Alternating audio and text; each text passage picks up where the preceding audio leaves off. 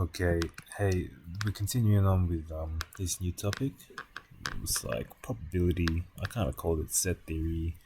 That's set theory. Calling it set theory is going a bit deep. We're really looking at one aspect of set theory, Venn diagrams, right now, and we're looking at it with respect to probability. But anyways, relating to Venn diagrams, there's a rule, the addition rule, and this is we'll just kind of zoom in and have a look at this straight away by looking at this scenario here. So in this scenario, I've got two sets. I've got set A and set B, and contained in set A is the students who like apples. Set B, that's the event students who like bananas, and so we've also got our sample space, the universal set we might call it for you for short. That's the total students we've asked. You know, how many students in total have we asked if they like bananas and if they like apples? Well, anyways, the results are shown in this little Venn diagram here, and you can see that the total number of people asked is 100.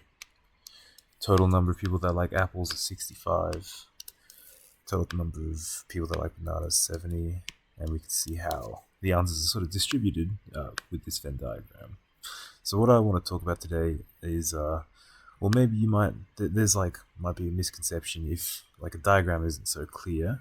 There might be a misconception that you might think, oh well, if I have two sets and I sum the total number of elements in each set together, it kind of makes sense that might give me the total number of people in the sample space, in the universal set. Two sets. I put these two sets together, that's going to give me the total number of people in this whole universal set, this sample space. But we can see just by looking at this diagram why that wouldn't be correct, because number one, well, there's elements outside of these two sets. That's first of all. But second of all, if we actually look at what we're saying here, number of elements in A plus number of elements in B, well, I've highlighted A yellow and I've highlighted B blue. So let me get my yellow highlighter out. And so let's say the total number of elements in A, that would be every element inside this circle here, A. And let's say I take all these elements and I sum them together with the total number of elements in set B. So let me get this all highlighted up real quick. So I take all my elements in A and I sum them with all my elements in set B. So you can probably guess what's going to happen here. If I put these two sets together,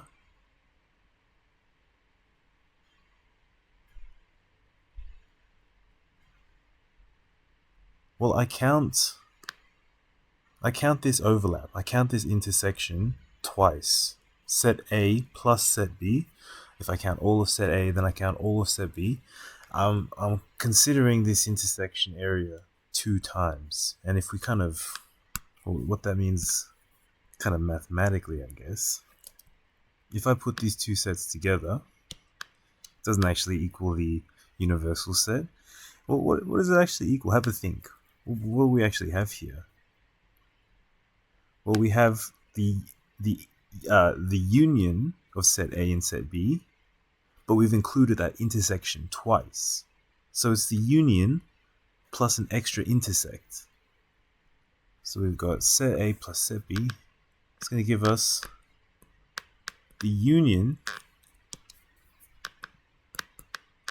between these sets plus that intersect that we've counted one extra time, right?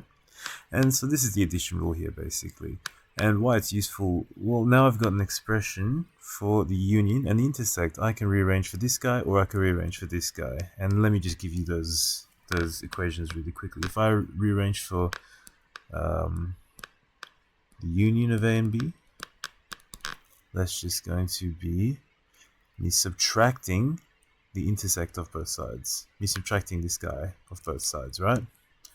That's going to be number of A plus number of B, subtract number of A intersect B. And we can see that, right? If I count all of A and I count all of B, and then I take off the intersect, which I've counted twice. That's going to give me just the union that I'm considering. Similarly, if I rearrange for the intersect,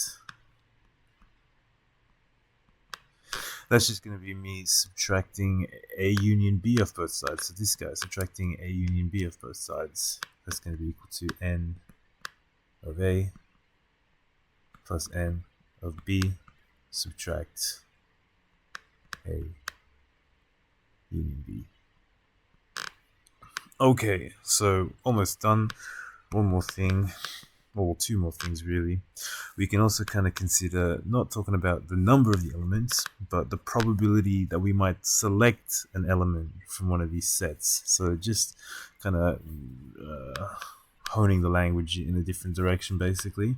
I could just say the probability that I select an element in A union B, in the union of A and B, it's going to be equal to the probability of selecting an element in A plus the probability of selecting an element in B, subtract the probability of selecting an element in A intersect B. So you see, there's really only one difference, and that's just here we're talking about number of elements. Here we're talking about probability of selecting one of those elements. And so similarly, we'll have probability A intersect B, probability of A, plus probability of B, subtract probability of the union. Okay, so if you're copying down notes so far, we'll box this, please. This is our addition rule here, and we'll see some examples of this in, maybe later or maybe in another video. I haven't decided yet. But the last thing for the notes that we need to talk about is just the case where we might have mutually exclusive sets. So here you can see set A and set B, they're mutually exclusive. The intersect is equal to 0. Well, what does that mean? If we substitute into either of these, or any of these equations, that the intersect is equal to 0, we'll see here it cancels. So we are left with the number in A union B is equal to number of A plus number of B. And we relate that back to the diagram. Yeah, if we're talking about A union B, A or B, it's going to be A plus B because there's no intersect. There's nothing for us to count twice, right? And similarly with the rest of these, if I just, if I just consider mutually exclusive event, the intersect is going to be 0. And so we'll have probability that an event occurs in A union B. It's going to just be the probability that it occurs in A plus the probability that it occurs in B. Okay, that is all for the notes. I might stop and do the examples in a different video.